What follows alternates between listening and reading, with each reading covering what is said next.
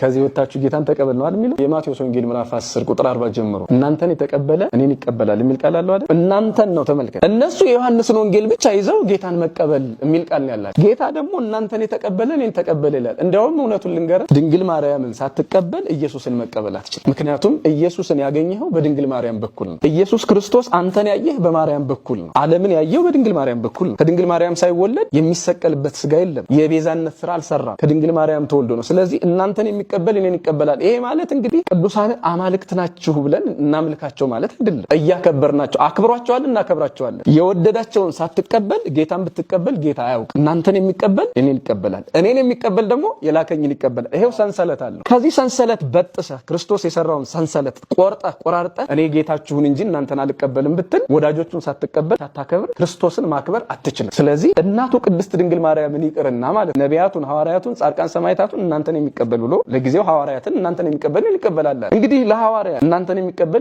ተቀበለ ካላቸው መቀበል ማለት እኮ ማክበር ማለት ነው እነሱን መስማት ማድመጥ ማለት ነው ሌላ ነገር አይደለም ድንግል ማርያምን ያንቋሸሸ ለክርስቶስ መሶቡ የሆነች እናቱ የሆነች ድንግል ማርያምን ጠልቶ ወይም ደግሞ እሷን አልፈልግም ብሎ የክርስቶስ አገልጋይ ነኝ የክርስቶስ ወዳጅ ነኝ ይሄ በራስ ላይ መቀለድ ነው ስለዚህ እውነቱ ድንግል ማርያምን የአምላክ እናት አድርገህ አማላጅ አድርገህ እሱ ያከበራት መሆኑን አምነህ ክርስቶስን እቀበላለሁ ካላል ክርስቶስ ራሱ አይቀበልህም ይሄው መጽሐፍ ቅዱሳችን እናንተን ያልተቀበለ እኔን አይቀበልም ብሏል እንግዲህ እኔ ቅዱስ ጳውሎስን ካልተቀበሉ ክርስቶስን አለመቀበል ከሆነ እናቱ ድንግል ማርያምን አለመቀበል ደግሞ ምን ያህል ክፉ እንደሆነ መጽሐፍ ቅዱስ ነው የሚናገር ሌላው ስለ ቅዱሳን ደግሞ ትንሽ ልናገር ስለ ወንጌል ተናገር ያለው ወንጌል የምስራች እንደሆነ የሰሙትም ለኛ እንዳጸኑት በጌታ የተነገረ እንደነበረ በደንብ አብራርቻለሁ ስለ ቅዱሳን ልናገር ቅዱሳን አሁን ሊቃሊቃውን ስሙር አላምረው ማቴዎስ ወንጌል ምዕራፍ 10 ቁጥር 40 በመጥቀስ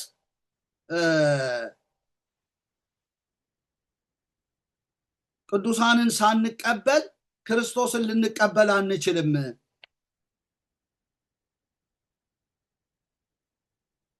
ከዚህ ወጣችሁ ጌታን ተቀበል አይደለም የምትሉት በማቴዎስ 10:40 መሰረት እናንተን የሚቀበል እኔን ይቀበላል ይላል እነርሱ የዮሐንስ ወንጌል ብቻ ይዘው ጌታን ተቀበል ይላሉ ጌታ ደግሞ እናንተን የተቀበለ እኔን ተቀበለ ይላል እንደውም እውነቱን ልንገር ድንግል ማርያምን ሳትቀበል ኢየሱስን መቀበል አትችልም ቅዱሳንን ሳትቀበል ክርስቶስን መቀበል አትችልም እናንተን የተቀበለ ይላል እኔን ይቀበላል ይላል ብሎ ነው የተናገረው እውነት ነው ማቴዎስ 10:40 ላይ እናንተን የተቀበለ እኔን ይቀበላል ይላል እሺ ቅዱሳንን እንቀበል ብንል በምን መስፈርት ነው የምንቀበላቸው? ቅዱሳንን አንድ ቅዱስ ነው ቅዱስ ነኝ ስላለ እንቀበለዋለን እንዴ?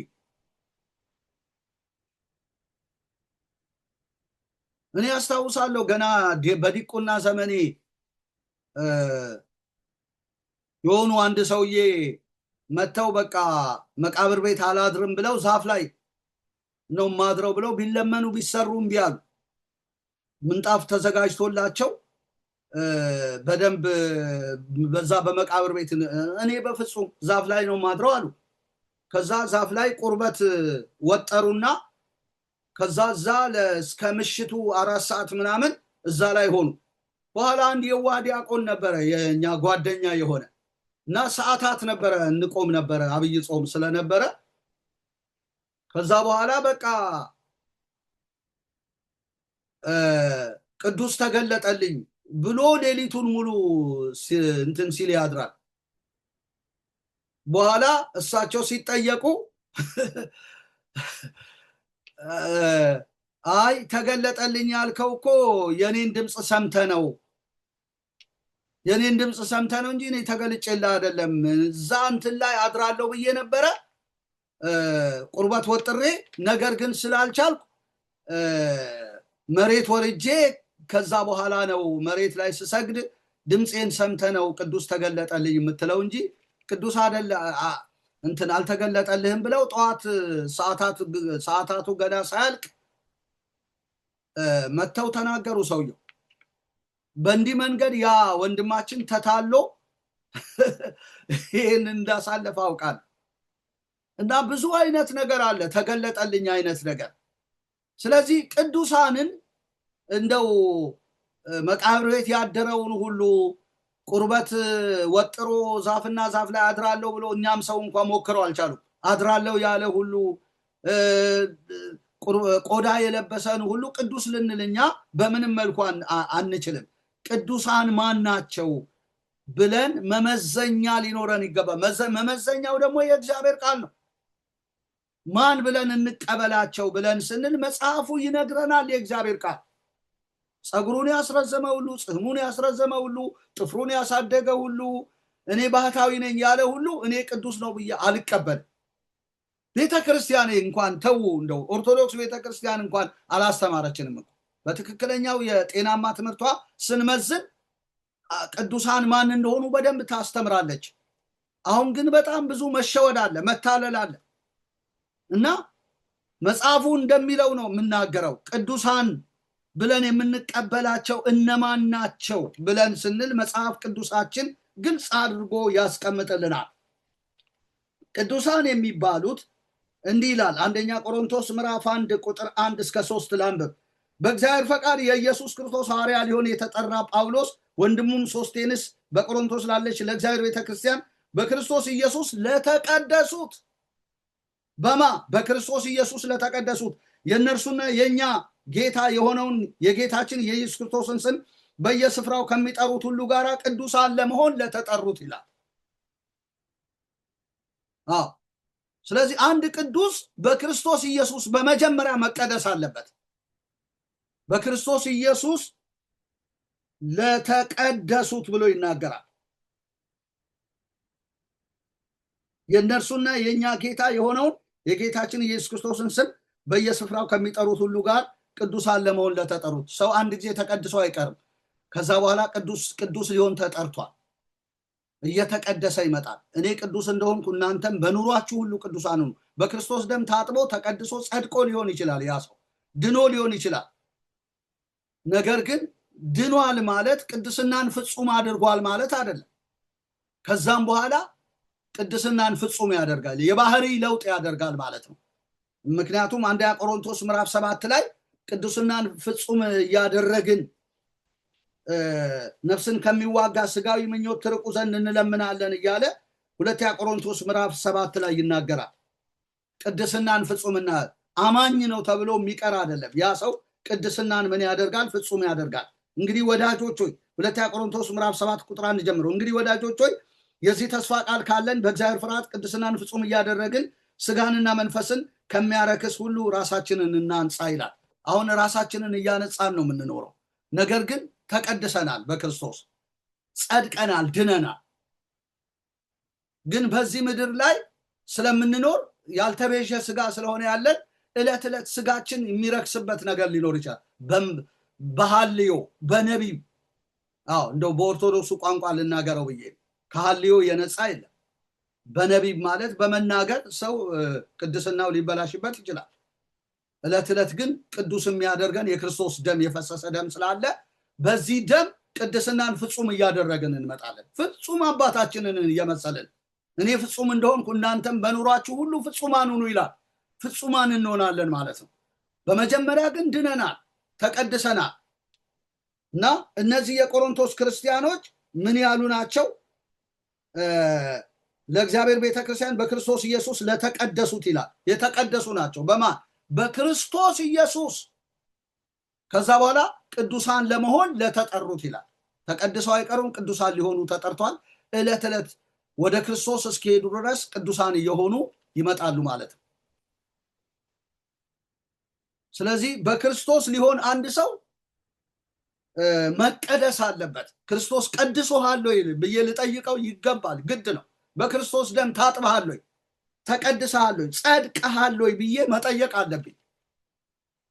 አንደኛ ቆሮንቶስ ምዕራፍ 6 ከቁጥር 9 ጀምሮ ስናይ ቀድሞ አመንዝሮች፣ ሌቦች፣ ቀማኞች ነበራችሁ፣ አሁን ግን ነገር ግን በጌታ በኢየሱስ ክርስቶስ ስም በአምላካችን መንፈስ ታጥባችኋል፣ ተቀድሳችኋል፣ ጸድቃችኋል ይላል። ስለዚህ አንድን ሰው በአምላካችን በጌታ በኢየሱስ ክርስቶስ ስም በአምላካችን መንፈስ ታጥበሃል ወይ፣ ተቀድሰሃል ወይ፣ ጸድቀሃል ወይ ብዬ መጠየቅ አለብኝ። አይ ገና ለመጽደቅ ነው እየለፋ ያለሁት ካለ አልገባውም ማለት ነው። አንድን አማኝ የክርስቶስ ኢየሱስ አማኝ የምስራቹን ቃል አምኖ የተቀበለ ሰው ብትጠይቀው ግን አዎ ታጥቤያለሁ ይላል፣ አዎ ተቀድሻለሁ፣ አዎ ጸድቄያለሁ ይላል። እንዴት ሆነ? ክርስቶስ ስለበደሌ ሞቶ እኔን ስለማጽደቅ ተነስቶ አጸደቀኝ፣ ቀደሰኝ፣ አጠበኝ ይላል። የክርስቶስ ደም ያልነካውን ሁሉ እንደው ጸጉሩን አይተን የረዘመ ጸጉሩን አይተን ቅዱስ ብለን መቀበል አለብን? አሁን እና አርሴማ በእውነት ቅዱስ ናቸው? ምራቅ ተፊዎች፣ ተሳዳቢ፣ ተዛላፊ የትኛው ቦታ ላይ ነው አሁን አርሴማ ወንጌል የሰበከችው? እና መለኪያው መጽሐፉ ነው፣ የእግዚአብሔር ቃል ነው። እና በክርስቶስ ኢየሱስ ለተቀደሱት ይላል። የቆሮንቶስ ክርስቲያኖች በክርስቶስ ኢየሱስ የተቀደሱ ናቸው ማለት። እንደገና ከዛም መልስ ቅዱሳን ለመሆን የተጠሩ ናቸው። እንደገና ሌላ ቦታ ላሳይ ስለ ቅዱሳን ግንዛቤን ለመስጠት ለሊቀ ሊቃውንት ስሙር አላመረው እንዴ ማንንም ቅዱስ ብለን አንቀበል። ሌላው አንደኛ ጴጥሮስ ምዕራፍ 1 ቁጥር 1 እስከ 3 ላይ ነው።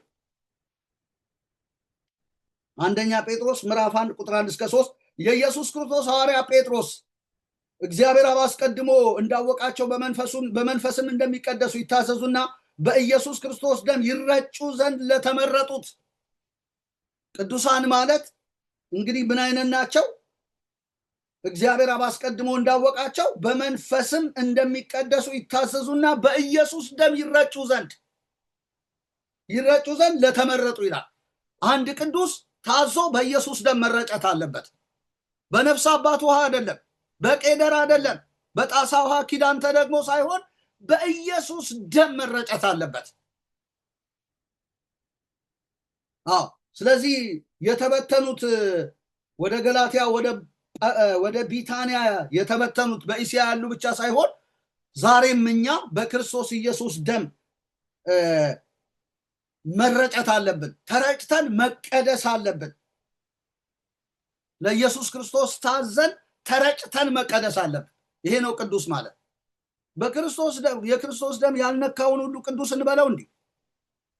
ቅዱሳን እንበል እንዴ? ኧረ በፍጹም። በድሮ አስተሳሰብ እኔም ብዙ ሰዎችን ቅዱሳን ብያለሁ። እንደውም ይገለጡልኝ ሆኖ ብዬ እኮ ስንት ገዳም ገብቼ ብዙ ለፍቻል። ልቡሳነ ስጋ የሆኑ ቅዱሳን ይገለጣሉ፣ የተሰወሩ ቅዱሳን አሉ ብዬ ብዙ እኮ ገዳማት ያልሄድንበት ቦታ የለም።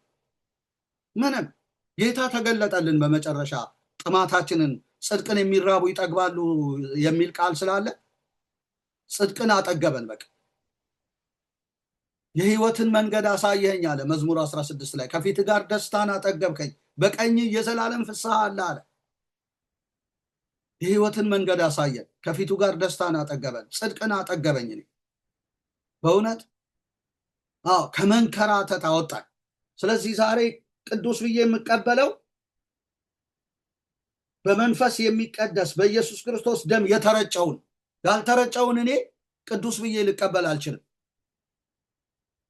ያልተረጨውን መረጨት አለብን። በክርስቶስ ደም ለአንዴና ለዘላለም የኢየሱስ ደም ሊረጨን ይገባል። መረጨት አለብን።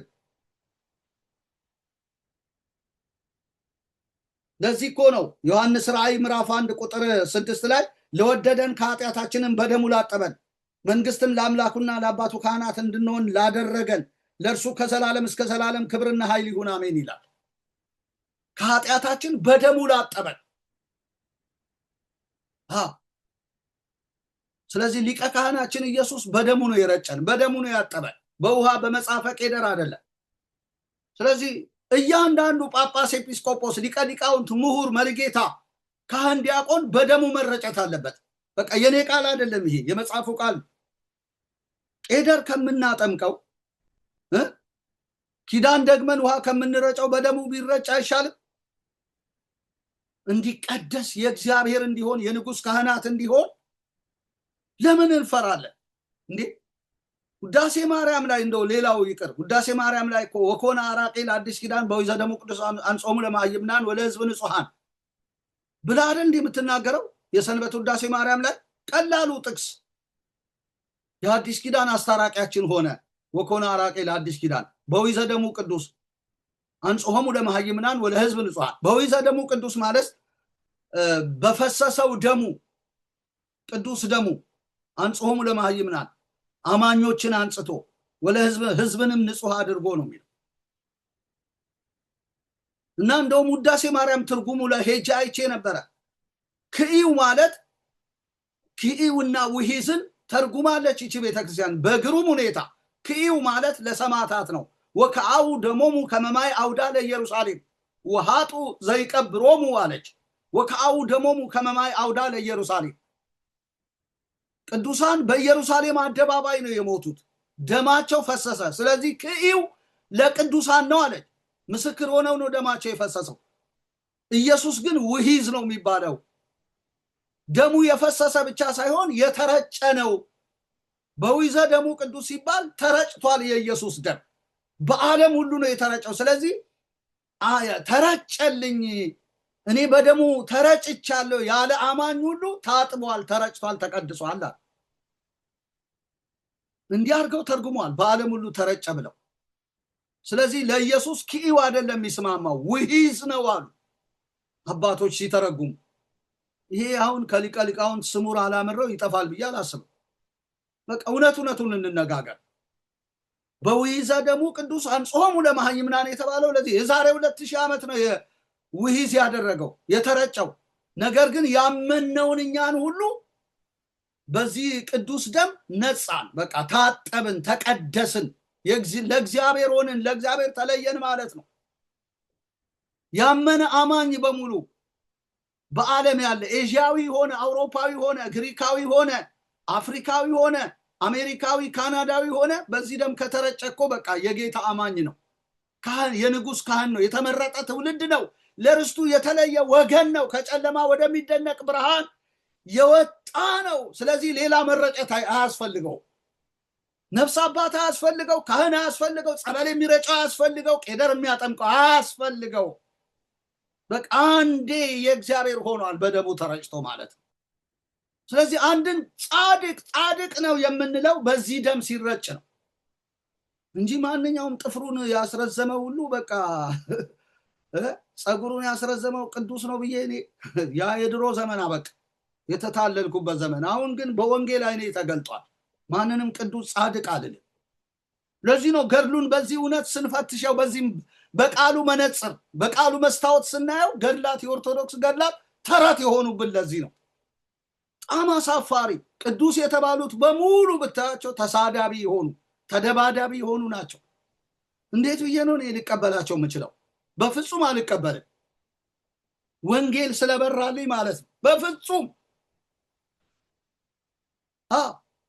ሽታው ያስታውቃል። አንድ ቅዱስ ቅዱስ ልትለው እኮ ይሄ መረዳት ውስጡ ኖሮ በኢየሱስ ደስ ሊሰኝ እኔ የንጉሥ ካህን ነኝ ብሎ ደስ ሲሰኝ በደሙ ታጥቤ የእግዚአብሔር ሆኜ የቀረው ሲል ስሜ በሕይወት መዝገብ ተጻፈ ሲል ያ ሰው ቅዱስ ነው።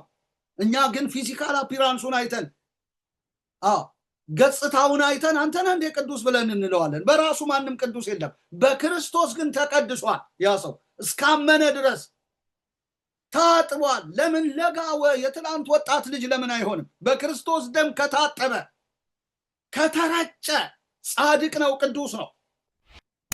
አንተና እንደ ጻድቅ አንተና እንደ ቅዱስ እንለዋለን እኛ። ለምን የኛ ቅዱስ መለኪያው ገዳም መሄድ፣ ሰንሰለት መጣጠቅ፣ ሰውነትን ማጎሳቆል ስለሆነ ድንጋይ መሸከም ስለሆነ አንተና እንደ ቅዱስ እንለዋለን። የተከፈለው ዋጋ የኢየሱስ ደም ነው ያንን ሰው ቅዱስ ያደረገው እንጂ ያማ የምናውቀው ልጅ ነው። ያው ነው እኮ ትላንት ሲላላከን የነበረ ወይ ሲሳደብ ያየነው ሊሆን ይችላል፣ ወይ ጫት ሲቅም፣ ወይ ደግሞ የተለያየ በአሽሽ በድራግ በመጠጥ ውስጥ ያለ ነገር ግን ያ ሁሉ ይቆረጥልኝ ብሎ መጣና አመነ። ከዛ ጌታ ያመነውን አጠበው፣ ቀደሰው። በክርስቶስ ቀኝ የተሰቀለውን ፈያታዊ ዜማን ዮም ትሄሉ ምስሌ ውስተ ገነት ብሎት የለም እንዴ? ተዘከረኒ እግዚኦ አመ ትመጽእ በመንግሥትከ ዮም ትሄሉ ምስሌ ውስተ ገነት፣ በመንግስት በመጣ ጊዜ አስበኝ ሲል ዮም ትሄሉ ምስሌ ውስተ ገነት፣ ዛሬ ከኔ ጋር በገነት ትሆናለህ። ቀማኛውን ያጸደቀ እኮ ነው የኛ ጌታ። እነ ዘኬዎስን እኮ መዳን በቤታቸው ያወጀ ነው የኛ ጌታ። በእውነት ይህ አብርሃም ልጅ ነው ዛሬ ለዚህ ቤት መዳን ሆኖለታል ያለ። ስለዚህ መዳን በስራ አይደለም በእምነት ነው። የተሰራ ስራ ስላለ በቀራንዮ አደባባይ። ለዚህ ነው ኤፌሶን 2:18 ላይ በእርሱ ስራ ሁላችን በአንድ መንፈስ ወደ አብ መግባት አለን። ያንን ስራ ስናምን ለኔ ነው ብለን ስንቀበል በአንድ መንፈስ ወደ አብ መግባት ይሆንልናል። ካላመንን ግን ያንን ስራ በቃ የራሳችንን ጽድቅ ስናቆም ለእግዚአብሔር ጽድቅ አልተገዙም ይላል ሮሜ 10:3 ጀምሮ። ስናቆም በቃ ለእግዚአብሔር ጽድቅ አንገዛም። በእርሱ ሆነን የጸደቅንበትን ጽድቅ መቀበል ያቅተናል። በእርሱ ስራ በቃ የተሰራ ያ ስራ ኢየሱስ ኃጢአት የሆነበት ስራ ቀላል ስራ እንዳይመስል ሊቀ ሊቃውንት ስሙር ኃጢአት አድርጎታል። ኢየሱስ ምን ያልሆነው እስቲ አይንን ክፈትና በቀራንዮ የሞተውን ኢየሱስ እኔ ኃጢአት ሆኖ እኮ ነው የሞተው። በደዌ ያደቀው ዘንድ እግዚአብሔር ፈቀደ። ዘሩን ያያል ብሎ ይላል። ከኃያላን ጋር ምርኮን ይካፈላል ይላል። ነፍሱን ለሞት ሰጥቷል እኮ ነው የሚለው ኢሳይያስ 53 በቂ ነው ለመረዳት። ከነፍሱ ድካም ብርሃንን ያያል እያለ በደዌ ያደቀው ዘንድ ፈቀደ ይላል። በመገረፉ ቁስል ተፈወስን።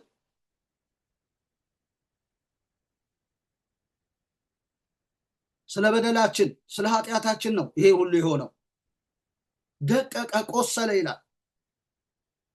ተሰቃየ ይላል። በሸላቾቹ ፊት ዝም እንደሚል በግ ነው እያለ ይናገረዋል። በቃ ከነፍሱ ድካም ብርሃንን ያያል እያለ ይሄ ሙሉ ክፍያ ነው። ምንም አንጠራጠር። የኔ ስራ ታክሎበት ነው፣ የኔ ምግባር ታክሎበት ነው አንበል። ሙሉ ስራ ሙሉ ዋጋ ነው ኢየሱስ የከፈለው። በቂ ነው ለመዳናችን። ለዚህ ነው የምስራች ቃል የተባለው። በቃ የምስራች። ለዚህ ለምስራቹ ቃል መታዘዝ ነው በቃ። ቅዱሳን የተባሉት ለዚህ ለምስራቹ ቃል ታዘው በደሙ የተቀደሱ ናቸው። በኢየሱስ ክርስቶስ ደም የተረጩ በቃ ምንም በቃ አያሳስቱንም። በደንብ አድርገን ለይተናቸዋል። ስለዚህ ገድልና ድርሳን ቢነበብልን አንቀበልም።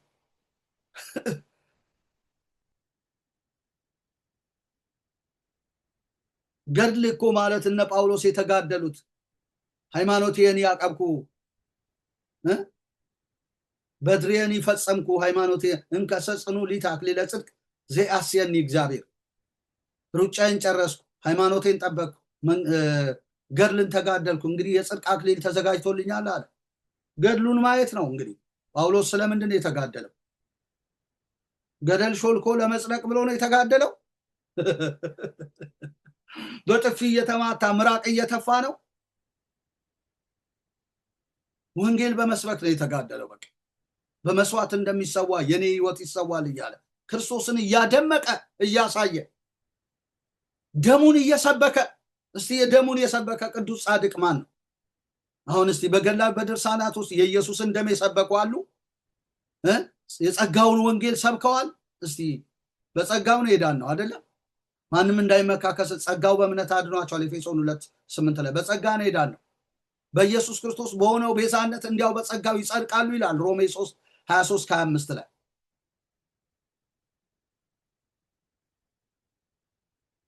እንዲያው በጸጋው ጸድቃችኋል ይላል። አሁን የኦርቶዶክስ ገድል ድርሳ ኢየሱስን የደበቀ እኮ በጣም ነው የሚያሳዝነው። ስለዚህ ጻድቃን ቅዱሳን ልላቸው አልችልም። በዚህ መለኪያ ይሄ ወንፊት ነው። ጥልል አድርጎ ማን ምን እንደሆነ የሚያሳየን ነው። መስታወት ነው፣ መነጽር ነው። አሁን እኔ ይሄን መነጽር አጉልቶ እንዲያሳየኝ ነው ያደረኩት፣ ለጌጥ አይደለም። ይሄ የንባብ ነው። ስለዚህ ይሄ መነጽር ነው፣ መስታወት ነው። በዚህ ነው ማጠለው። እና ቅዱሳን እንደዚህ ናቸው። መስፈርቱ ይሄ ነው። መስፈርቱ ደሙ ነው። ስለዚህ አንድ ቅዱስ ልለው በደሙ መረጨት አለበት። ደሙን በላዩ ላይ ማየት አለብኝ። ደሙ እኮ ከፈሰሰው ደም ራእይ 12:6 ላይ እኮ ከበጉ ደም ከመስክራቸውም ቃል የተነሳ ድል ነሱት ነው የተባለው። ደሙ ያለበት እኮ ድል ነሺ ነው። ደሙ ካለብን ይታወጅልናል። አሁን የአምላካችን ማዳንና ኃይል የክርስቶስም ስልጣን ሆነ ይባላል። በቃ በቀንና በሌሊት የሚከሳቸው የወንድሞች ከሳሽ ተጥሏል። ደሙ እኛ ላይ ሲሆን እኮ ከሳሻችን ይወድቃል። በቃ ድል እንነሳዋለን። ከደሙ ውጪ ድል መንሳት የለም። ሰይጣን እንዲህ አታሸንፈው። ነገር ግን በደሙ ድል እንነሳዋለን፣ በደሙ እንጸድቃለን። የደሙ መረጨት ጥቅሙ ጠላትን ድል እንድንነሳ፣ እንድንጸድቅበት፣ እንድንድንበት ወደ አብ መንግስት በፈሰሰው ደም ነው የምንገባው። ቅዱሳን የተባልነው በደሙ ነው። በቃ ይሄ ነው እውነቱ። ይሄን በፍጹም ልንቀይረው አንችልም። እንወዳለን። እኛም እኮ ኦርቶዶክሳዊት ሐዋርያዊት ቤተክርስቲያን ያሳደገችን ናት። ነገር ግን ይሄንን እውነት ደብቃብን እንዴት ሊሆን ይችላል? ቅዱሳን እንደዚህ ናቸው።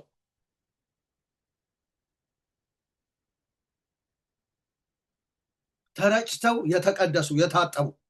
ከዚህ ውጭ ቅዱስ ብትለኝ እኔ ልቀበል አልችልም። በምንም መልኩ ገዳም ወስደኝ የቅዱሳን ስፍራ ነው ብለህ ብትለኝ በፊት ነበር። አሁን ግን አልልም።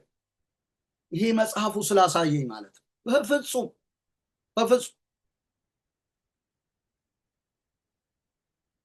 በጣም ብንነጋገር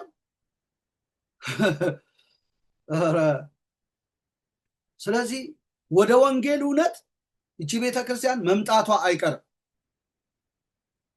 ከተጻፈው አትለፍ ነው የተባለው። በዚህ መጽሐፍ ነው ሁሉንም ነገር የምንመዝነው። እግዚአብሔር አምላክ የተመሰገነ ይሁን ለዘላለም። ሌላው ያነሳው ነገር አለ። ሊቀ ሊቃውንት ስሙር አላመራው። ድንግል ማርያምን ሳትቀበል ክርስቶስን መቀበል አትችልም። እንግዲህ ተመልሶልሃል ብዬ አምናለሁ። ቅዱሳንን ሳትቀበል ክርስቶስን መቀበል አትችልም የሚለው ተመልሷል። ድንግል ማርያምም ከቅዱሳን መካከል አንዱ ናት እና ድንግል ማርያምን ያልተቀበለ ሰው ክርስቶስን መቀበል አይችልም። ክርስቶስ ዓለምን ያየው በድንግል ማርያም በኩል ነው። ድንግል ማርያምን ሳትቀበል ክርስቶስን መቀበል አትችልም ብለህ ነው ያልከው እና ክርስቶስ ዓለምን ያየው በድንግል ማርያም በኩል ነው። እንግዲህ ይሄ ትምህርት የኦርቶዶክሳዊ ትምህርት ስለሆነ እኮ ነው በድንግል ማርያም በኩል ነው ዓለምን ያየው ብለህ ያልከው። ምክንያቱም የረቡዕ ውዳሴ ማርያም ላይ ይሄው የቤተክርስቲያን መጽሐፍ አለኝ። ይሄ መዝሙረ ዳዊት ነው፣ ሰዓታት አለበት። እንደገና መልካ ሕማማት አለው፣ ሰሙነ ሕማማት፣ መስተብቆ አለው፣ ኪዳን አለው። እና እዚህ ላይ እንደው ቀላሉን ጥቅስ ብጠቅስልህ ደስ ይለኛል። እናንተ ብዙ የምታውቁ ናችሁ እንግዲህ የቤተክርስቲያን ትምህርት ያላችሁ። መጽሐፍ ትርጓሜ እንግዲህ ሊቀ ሊቃውንት የሚባሉ ሰዎች እኮ ትርጓሜ ሐዲሳት ወብሉያት እነዚህን ያጠናቀቁ፣ ቅኔን ያጠናቀቁ እንደዛ ናቸው። እንግዲህ እና ይሄ ውዳሴ ማርያም ማለት ቀላሉ ነገር ነው ለነሱ። ነገር ግን ውዳሴ ማርያም ላይ ምን የሚል አለ? ኩሉ ሰራዊተ ሰማያት ውዳሴ ማርያም ዘረቡ ውዳሴ ያለ እግዝእትነ ማርያም ድንግል ወላዲተ አምላክ ዘይትነበብ በዕለተ ረቡዕ ይልና ኩሉ ሰራዊተ ሰማያት ይብሉ ብፅዕት አንቲ ሰማይ ዳግሚት ዲበ ምድር ሆተ ምስራቅ ማርያም ድንግል ከብካብ ንጹሕ ወመርአ ቅዱስ ነጸረ አብ ሰማይ ወኢረከበ ዘከማኪ ፈነወ ዋህዶ ወተሰብአ እምኔኪ ይላል። ነጸረ አብ ሰማይ ወኢረከበ ዘከማኪ ከሰማይ እግዚአብሔር አብ ተመለከተ፣ ወኢረከበ ዘከማኪ እንዳንቺ ያለ አላገኘም ወይም ደግሞ አላገኘም ይላል። ነጸረ አብ ሰማይ ወኢረከበ ዘከማኪ። ስለዚህ ፈነወ ዋህዶ ወተሰብአ እምኔኪ ካንቺ ሰው የሆነውን ክርስቶስን ላከልን። ሰው ሆኖ ተዋህዶ ሰው የሆነውን ክርስቶስን ላከልን፣ ፈነወ ላከልን ነው። ነጸረ አብ ሰማይ ወኢረከበ ዘከማኪ ከሰማይ ሲያይ እንዳንቺ ያለ አላገኘም ነው። እና በሷ በኩል ነው ምን ይሆን ነው የታረቅ ነው ማለት። ድንግል ማርያምን ሳትቀበል ክርስቶስን መቀበል አችልም። ክርስቶስ ዓለምን ያየው በድንግል ማርያም በኩል ነው ያልከው ከዚህ ሐሳብ ተነስተ ነው። ይሄ የቤተ ክርስቲያኒቱ ትምህርት የቅርብ ጊዜ ትምህርቷል። በሷ በኩል ነው ዓለምን ያየው። እና ስለሷ ብዙ የሚነገር ነገር አለ። ዳግሚት ሰማይ ትሏታላችሁ። እንደገና ደግሞ መሰላል አንቲ ውእቱ ሰዋስወ ዘርአ ያዕቆብ እምድር እስከ ሰማይ መሰላል ትሏታላችሁ። በሷ በኩል ነው ሁሉ ነገር የሆነው ለማለት ነው። እንደገና ደግሞ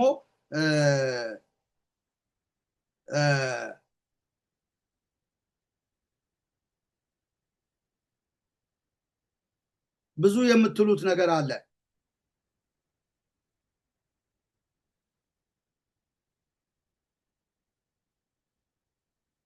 አልቦ ጸሎት ወአልቦ ትንባሌ እንበሌኪ ማርያም ዘይዐርግ ሎአሌ። ጸሎትም ሆነ ልመና ያላንቺ አያርግም ነው። አልቦ ጸሎት ወአልቦ ትንባሌ እንበሌኪ ማርያም ዘይዐርግ ሎአሌ። በጣም ነው የሚገርመኝ። ትምህርተ ኅቡዓት ላይ ያለ ሐሳብ ነው። አልቦ ጸሎት ወአልቦ ትንባሌ እንበሌኪ ማርያም ዘይዐርግ ሎአሌ የሚል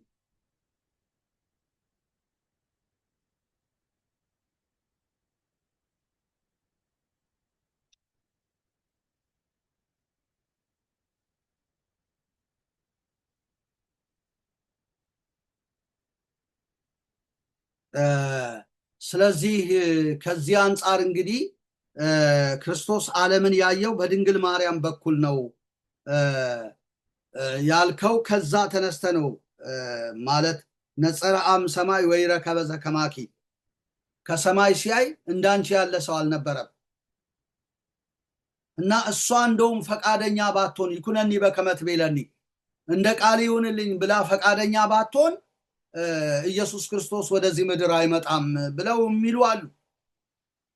ነገር ግን የሷ ፈቃደኛ የመሆን ያለመሆን ጉዳይ አይደለም ኢየሱስን ወደዚህ ምድር ያመጣው። ከሷ ሁኔታ ጋር ነገረ ድህነት ምክንያተ ድህነት የምትሉትም ከዛ አኳያ ነው።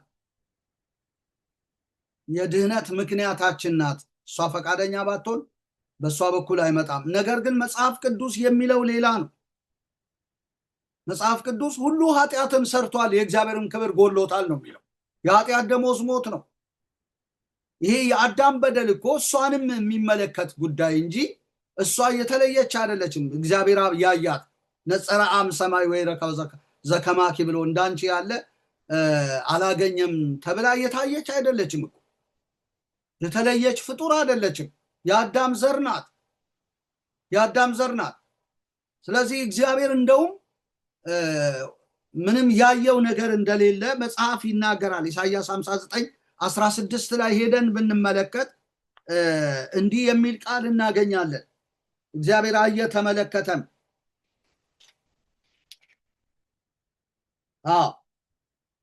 ኢሳይያስ 59 ቁጥር 16 ሄደን ብንመለከት እግዚአብሔር አየ፣ ፍርድም ስለሌለ ተከፋ፣ ሰውም እንደሌለ አየ፣ ወደ እርሱም የሚማልድ እንደሌለ ተረዳ፣ ተደነቀም። ስለዚህም የገዛ ክንዱ መድኃኒትን አመጣለት፣ ጽድቁም አገዘው ይላል። እግዚአብሔር ሲያይ የተከፋበት ነው። ፍርድ ስለሌለ ተከፋ፣ ሰውም እንደሌለ አየ ነው የሚለው። ወደ እርሱም የሚማልድ እንደሌለ ተረዳ ካለ በኋላ የገዛ ክንዱ መድኃኒትን አመጣለት ነው። በገዛ ክንዱ ነው ያዳነን እንጂ እግዚአብሔር ነጸረ ወይ ረከበ ዘከማኪ ተብላ የተደነቀች ልዩ ሴት አላየም። አይቶ ነው የተከፋው። የሚማልድ እንደሌለ ተረዳ ነው የሚለው። እግዚአብሔር ሳይ ዓለሙ በሙሉ ከፍርድ በታች ነው። ምላስ ሁሉ ይዘጋ ዘንድ ሁሉ ከፍርድ በታች ነው ብሎ ነው ሮሜ 3 ከቁጥር 11 ጀምሮ የሚናገረው። ከዚህ ፍርድ በላይ የሆነ እግዚአብሔርን ደስ ያሰኘ ፍጥረት አልነበረም። መጽሐፍ አይነግረንማ። ሁሉ ኃጢአትን ሰርቷል፣ ሮሜ 3:23 የእግዚአብሔር ክብር ጎሎታል ነው የሚለው። ስለዚህ የዳን ነው በገዛ ክንዱ ነው። የገዛ ክንዱን መድኃኒት አድርጎ ነው ያዳነን እንጂ የተለየ ዘር የተለየች ዘር እንዳንቺ ያለ አልተገኘም የምትባል ዘር አላየም እግዚአብሔር። መጽሐፉ አይነግረንም። ሁሉ ኃጢአት እንደሰራ የእግዚአብሔር ክብር እንደጎደለው እግዚአብሔር ሲያይ እንደተከፋ ሰውም እንደሌለ እንደተረዳ ወደ እርሱ የሚማልድ እንኳን የለም ብሎ ነው የሚናገረን። ስለዚህ የገዛ ክንዱን ነው መድኃኒት አድርጎ የላከልን። የገዛ ክንዱ መድኃኒት አመጣለት፣ ጽድቁን ማገዘው ብሎ ይናገራል። በገዛ ክንዱ ነው ያዳነን። እንደገና ዮሐንስ ወንጌል ምዕራፍ 3 ቁጥር 16 ላይ እግዚአብሔር አንድያ ልጁን እስኪሰጥ ድረስ ዓለሙን ይልና እንዲሁ ወዷል ነው የሚለው። ስለዚህ መካከል የገባ በእግዚአብሔር አብ አይኖች ፊት ሙሉ የሆነ ሰው አልነበረም። ስለዚህ እግዚአብሔር ሊወደን ምክንያት ያደረጋት የድህነት ምክንያተ ድህን የሆነች የለችንም። እንዲሁ ወዶ ነው ያዳነን። በገዛ ክንዱ ነው ያዳነን። እንዲሁ ነው ያዳነን። አንድያ ልጁን በመስጠት ነው ያዳነን። እንደውም በሮሜ መጽሐፍ ላይ ሄደን ስንመለከት ስለ ቸር ሰው የሚሞት ምናልባት ሊገኝ ይችላል። ገና ኃጢአተኞች ሳለን፣ ገና ደካሞች ሳለን ክርስቶስ ሞተልን ወደደን ይላል። ሮሜ ምዕራፍ 5 ቁጥር 6 ላይ ገና ደካሞች ሳለን ክርስቶስ ዘመኑ ሲደርስ ስለ ኃጢአተኞች ሞቷልና፣ ስለ ጻድቅ የሚሞት በጭንቅ ይገኛልና፣ ስለ ቸር ሰው ግን ሊሞት እንኳ የሚደፍር ምናልባት ይገኛል። ነገር ግን ገና ኃጢአተኞች ሳለን ክርስቶስ ስለኛ ሞቷልና እግዚአብሔር ለኛ ያለውን የራሱን ፍቅር ያስረዳል ነው። ገና ኃጢአተኞች ሳለን ነው ክርስቶስ የሞተልን። ምንም የሚቆጠር ነገር ሳይኖረን እግዚአብሔርን የሚያስደንቀው እኛን የመውደዱ ፍቅር የሚያስደንቀው በዚህ ነው። ምንም ነገር ሳይኖረን ነው። ማን ይሄን ሊያደርግ ይችላል? ማንም። ገና ኃጢአተኞች ሳለን ነው ክርስቶስ የሞተልን። ቸርነት የለብንም። ሊያነጻጽርልን የፈለገው ከዚህ የተነሳ ነው። ስለ ጻድቅ ሰው የሚሞት በጭንቅ ይገኛልና፣ ስለ ቸር ሰው ግን ሊሞት እንኳ የሚደፍር ምናልባት ይገኝ ይሆናል። ስለዚህ ቸር ሰውም አልነበረም፣ ጻድቅም አልነበረም ማንም ሰው እና ክርስቶስ ገና ኃጢአተኞች ሳለን ነው የሞተልን። በቃ ስለዚህ ምክንያት የሆነ ማንም የለም። ገና ለገና ኢየሱስን ወለደች በሚል ምክንያት ናት፣ የድህነት ምክንያት ናት። እሷ ይኩነኒ ባትል ኖሮ ክርስቶስ ከእሷ አይወለድም እያልን በምክንያት የተወደድን አድርገን ራሳችን ልናቀርብ አይገባ። የእግዚአብሔርን ፍቅር ከፊል ያደርገዋል ይሄ ንግግራችን። በሙሉ ፍቅሩ ነው የወደደን። ስለወደደን እሱ እኛን በወደደበት ፍቅር ነው መልሰን የምንወደው። ለዚህ ነው እኮ በዮሐንስ መጽሐፍ ላይ እኛ እንደወደድ ነው አይደለም እሱ እኛን እንደወደደን ነው ብሎ ይናገራል። ይሄን ላሳይ እፈልጋለሁ።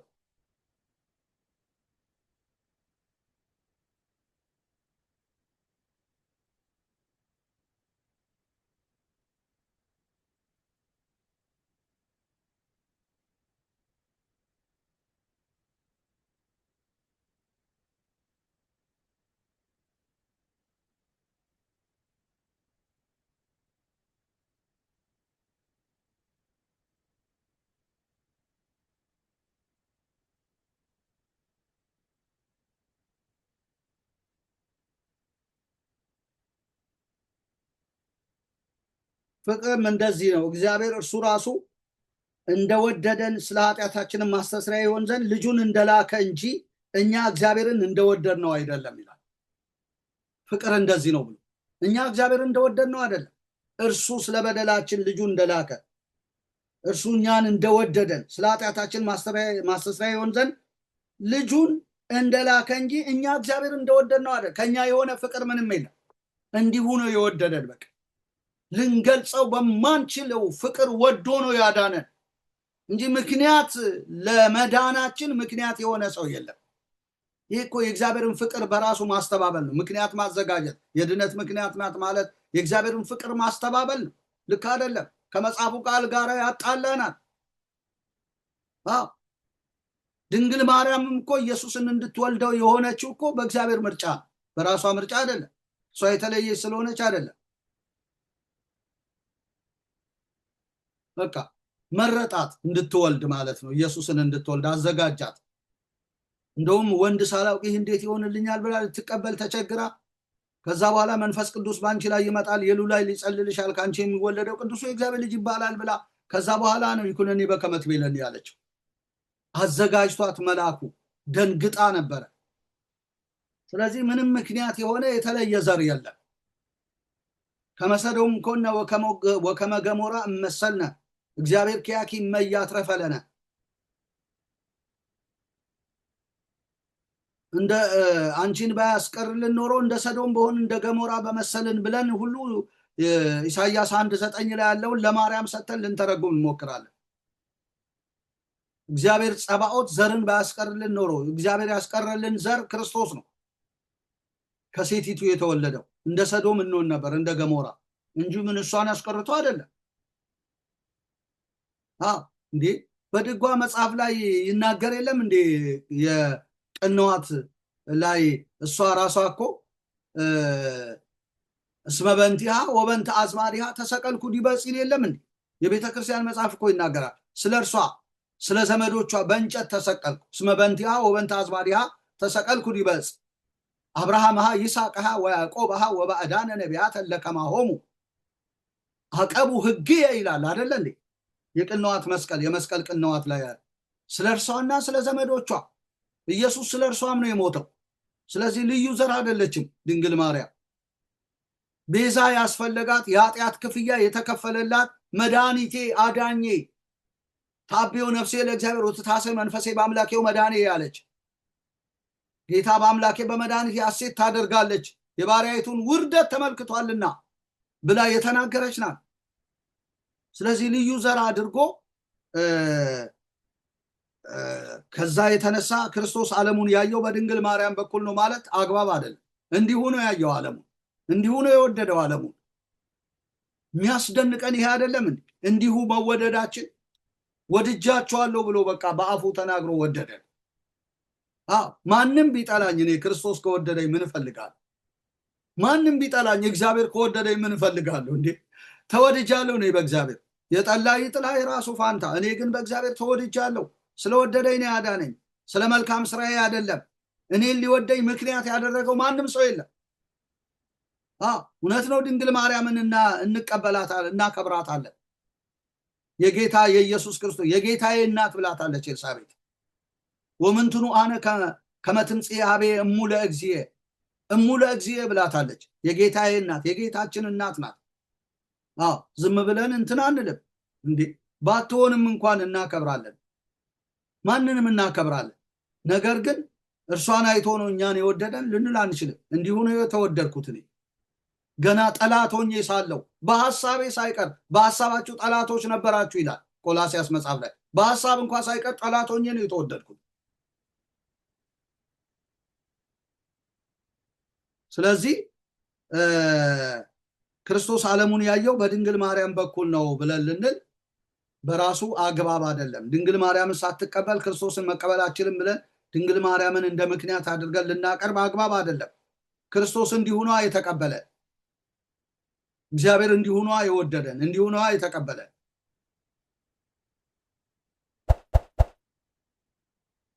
እግዚአብሔር አምላክ የተመሰገነ ይሁን እና እውነት ነው ቅዱሳንን በክርስቶስ ኢየሱስ የሆኑትን እናከብራለን፣ ድንግል ማርያም እናከብራለን። ነገር ግን እንዲሁ ነው የተወደድነው። እንዲሁ ነው የተወደድነው። ማንም ለኛ ዋጋ የከፈለ የለም። ማንም ድንግል ማርያም ለኛ አልሞተችም።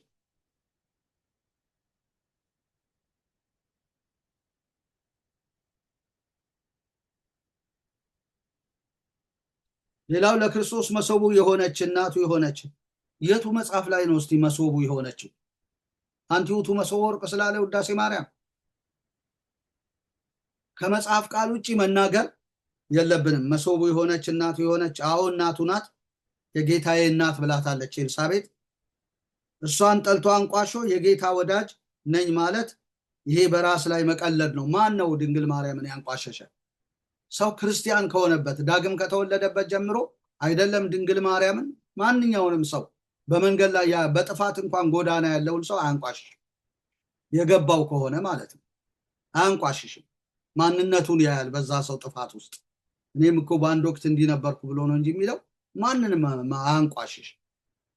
ካንቋሸሸ አልገባውም ማለት ነው። ድንግል ማርያም የአምላክ እናት አድርገ አማላጅ አድርገ እሷ ያከበራት መሆኑን አምነ ክርስቶስን እቀበላለሁ ካላ ክርስቶስ ራሱ አይቀበልህም። አማላጅ የአምላክ እውነት ነው፣ የአምላክ እናት ናት። ግን አማላጅ የሚል የት ጋር ነው? ራሱ እኮ ሊያማልደን አይደለም እንደ የመጣው ሊያስታርቀን እኮ ነው የመጣው። ዓለሙን በክርስቶስ ሆኖ ከራሱ ጋር ያስታርቅ ነበር ነው የሚለው። መታረቅ ያገኘነው በክርስቶስ ነው እንጂ በማርያም አይደለም። ማርያም ብጽዕት ናት፣ ቅድስት ናት። እግዚአብሔር የተመሰገነ ይሁን ለዘላለም።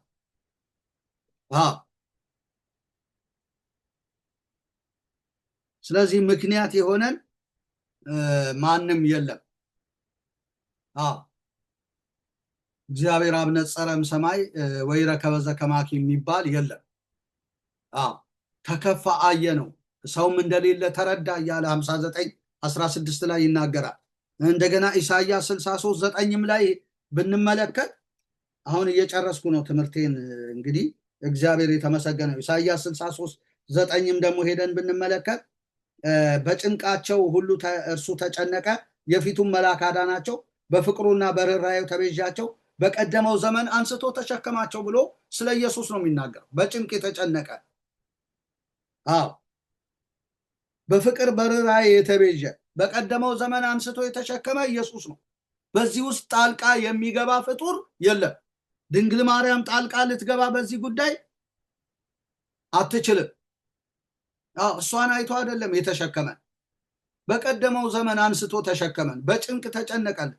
የድህነታችን ስራ በሙሉ የተሰራው በእርሱ ነው። በዚህ በድህነት ጉዳይ ጣልቃ የምናስገባው መልአክም ሆነ ፍጡር የለም ማለት ነው። እንደውም የሃይማኖተ አበው መጽሐፍ፣ የአባቶች መጽሐፍ በግልጽ አድርጎ ያስቀምጣል። ይህ ኢሳይያስ 63 ላይ ያለውን ሐሳብ በመተንተን ማለት ነው። ኢሳይያስ 63:9 ላይ ያለውን በመተንተን ግልጽ አድርጎ ያስቀምጥልናል።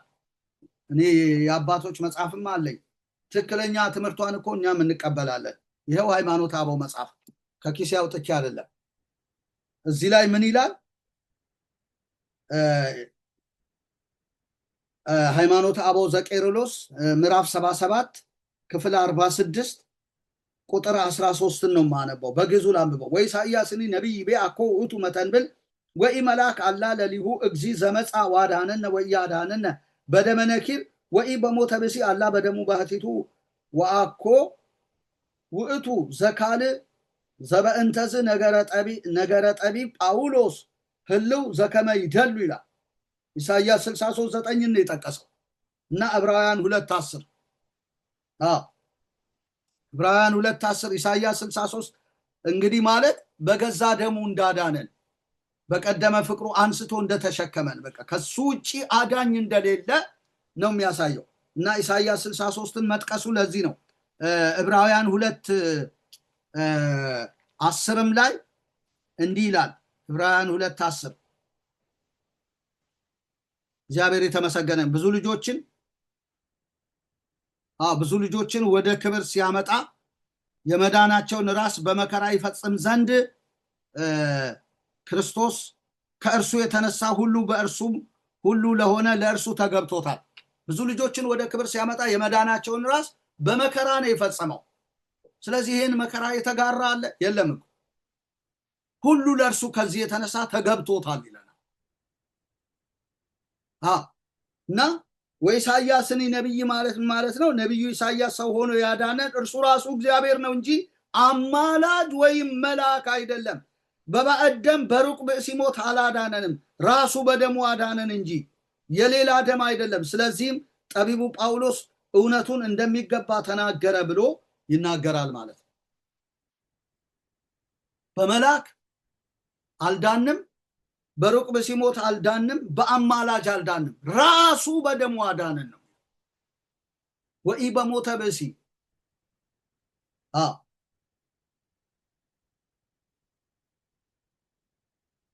ወኢሳይያስኒ ነቢይ ይቤ አኮ ውእቱ መተንብል ወኢ መልአክ አላ ለሊሁ እግዚ ዘመጻ ዋዳነነ ወያዳነነ በደመ ነኪር ወኢ በሞተ ብእሲ ይላል። አላ በደሙ ባቲቱ ራሱ በደሙ አዳነን። ስለዚህ ብቸኛ አዳኝ ነው ኢየሱስ፣ ራሱ ነው በደሙ ያዳነን። በመልአክ አልዳንም፣ በሩቅ ብእሲ ሞት አልዳንም። ስለዚህ እግዚአብሔር እኛን ሊያድነን የተመለከታት ድንግል ማርያም የለችም። ክርስቶስ ዓለምን ያየው በድንግል ማርያም በኩል ነው ብለን ልንናገር አንችልም። በመልአክም አላየንም፣ በድንግል ማርያምም በኩል አላየንም። ራሱ ነው በደሙ ያዳነን። የፊቱ መልአክ ራራልንና በቀድሞ ዘመን አንስቶ ተሸከመን። በቃ በኢሳይያስ መጽሐፍ እንደምንመለከተው ማለት ነው። የጠፋውን በጌን አግኝቼዋለሁ ብሎ አይደለም እንዴ? ባገኘው ጊዜ በጫንቃው ላይ ተሸከመው ወደ ቤቱ አስገባው የሚለን ይናገራል እኮ ማቴዎስ 15 ላይ ሄደን ስናይ። ስለዚህ ያዳነን ጌታ ብቻ ነው። ሊያድነን ያየው ፍጡር የለም። ያያት ድንግል ማርያም የለችም። ራሱ ነው በደሙ ያዳነን። ስለዚህ በዚህ ጌታ ባዳነን ጌታ ላይ ልናርፍ ይገባል። መልአክ ጋር መሄድ የለብንም። ፍጡር ቅዱሳን ጋር መሄድ የለብንም። ማርያም ጋር መሄድ የለብንም። በድህነት ዙሪያ ራሱ ነው ያዳነን። ራሱ ነው በደሙ ያዳነን። በአማላጅ አልዳንም። በአማላጅ ብንድንማ ለምን ኢየሱስ ይመጣል? ለምን ደሙን ያፈሳል? በመልአክ አልዳንም። ለዚህ ነው መዳን በሌላ በማንም የለም እንድንበት ዘንድ ከሰማይ በታች የተሰጠን ኢየሱስ ነው የሚለን የሐዋርያት ሥራ 4:12 ላይ። እግዚአብሔር አምላክ የተመሰገነ ነው። ስለዚህ በዚህ ልናርፍ ይገባል። እንደውም የቤተ ክርስቲያን መጽሐፍ የሃይማኖት አበው የሚገርም ሐሳብ ነው ያለው። ሊቃውንት ይጠፋዋል ብዬ አላስብም። በደንብ በዚህ መጽሐፍ ቃል ሁሉ እኮ ብንነጋገር በቃ ትልቅ ፈውስ ይሆናል። እግዚአብሔር የተመሰገነ ይሁን ለዘላለም። ሌላ ላሳይ የምፈልገው ምንድነው? ንህነሰን ሰብ ከማማቲው መድኃኒተ ዘእግዚ ክርስቶስ ማህያዊ ወሞቶ ዘገብሮ በስጋ በእንቲአነ በፈቃዱ ወንተአመን ትንሣኤሁ ወንዜከር እርገቶ ውስተ ሰማያት ወንሴፎ አስተርእዮቶ ዳግመ ሰቦቱ ይመጽእ ይኮንን ሕያዋነ ወሙታነ ወአስተርእዮተ መንግስቱ ዘለዓለም ይላል። እኛ ግን የዳንበትን አዳኛችን ጌታችን ኢየሱስ ክርስቶስ የተቀበለውን ሕማሙን በፈቃዱ ስለኛ በስጋ ያደረገው ሞቱን እናስተምራለን። ትንሣኤውንም እናምናለን። ወደ ሰማይ ማረጉንም እናስተምራለን። በሙታን በሕያዋን ይፈርድ ዘንድ የሚመጣበትን ዳግመኛ ምጽአቱን እርሱ የሚያወርሳት ለዘላለም የማታልፍ መንግስተ ሰማያት እንዳለች እናምናለን ይላል። እኛ ግን የዳንበትን አዳኛችን ጌታችን ኢየሱስ ክርስቶስ የዳንበትን አዳኛችን ማለት በቃ ሌላ መዳኛ የለም ማለት የዳንበትን አዳኛችን ይላል የሃይማኖት አበው መጽሐፍ። ኢየሱስ ክርስቶስን እያለ ይናገራል። ስለዚህ መዳን በኢየሱስ ብቻ፣ በሌላ መዳኛ መንገድ የለም። እኛን ለማዳን የተጠቀመው ግለሰብ የለም። ያያት ድንግል ማርያም የለችም። ያዳነን ኢየሱስ ነው። ራሱ በደሙ ነው ያዳነን። የገዛ ክንዱ መድኃኒትን አመጣለት፣ ጽድቁም አገዘው ይላል። በዛ ነው ያዳነን በራሱ በቃ። ስለዚህ በዚህ ጌታ ማረፍ ነው። በቀደመ ፍቅሩ አንስቶ ተሸክሞ በርህራሄው ተቤዣቸው በቀደመ ፍቅሩ አንስቶ ተሸከማቸው ይላል። እንዲህ አድርጎ ነው ያዳነን። ስለዚህ ምክንያት ለድህነት የተዘጋጀ ምክንያት የለም። ምክንያት የሆነች እናትም ሆነ እህት የለችም። ቀጥ ብሎ ለዚህ ነው ኑ ሀቤ ኩልክሙ ጹርሃን ወጹርሃን ወክቡዳነ ጾር ወአነ አርፈክሙ እናንተ ደካሞች ሸክማቸው የከበደ ሁሉ ወደ እኔ ኑ ያሳርፋችኋለሁ ያለ ለዚህ ነው። ስለሚያድነን እኮ ሰው ዳነ ማለት አረፈ ማለት ነው። ማቴዎስ 11:28 ላይ። ስለዚህ የዛሬው መልሴ ይህንን ይመስላል። ስለዚህ ድህነትን በተመለከተ የምናስገባት ማርያም የለችም። እና ይህንን ልናገር እፈልጋለሁ። እግዚአብሔር አምላክ ይባርካችሁ፣ ተባረኩ። እንግዲህ የተለየ ጥያቄ ካለ መጠየቅ ይቻላል፣ እመልሳለሁ። ክብር ለእግዚአብሔር ይሁን። ትምህርቴን በዚህ መንገድ ጨርሻለሁ። ተባረኩ። ይህንን ቪዲዮ በዋነኝነት ለሊቀ ሊቃውንት ስሙር አላምራው አድርሱልኝ። እንደገና ደግሞ ለሊቀ ሊቃውንት ስማኮነ መላክም አድርሱልኝ። ለሳቸውም አንድ መልስ ሰጥቻለሁ። ስማኮነም ጎልማሳ እርሶ የሚባሉ አይደሉም፣ ጎልማሳ ሰው ነው። ስለዚህ አንተ ብለው ምንም እንትን የለውም እና አድርሱልኝ ለነዚህ መምህራን ለተባሉ ሰዎች፣ ለሌሎች የኦርቶዶክስ መምህራንም ካህናትም ዲያቆናትም አድርሱልኝ። ተባረኩ። በጣም ነው የምወዳችሁ። ዘመናችሁ ይባረክ። መልስ ይሄን ይመስላል። የጌታ ሰላም ጸጋ ከሁላችሁ ጋር ይሁን። ሰላም ሁኑልኝ።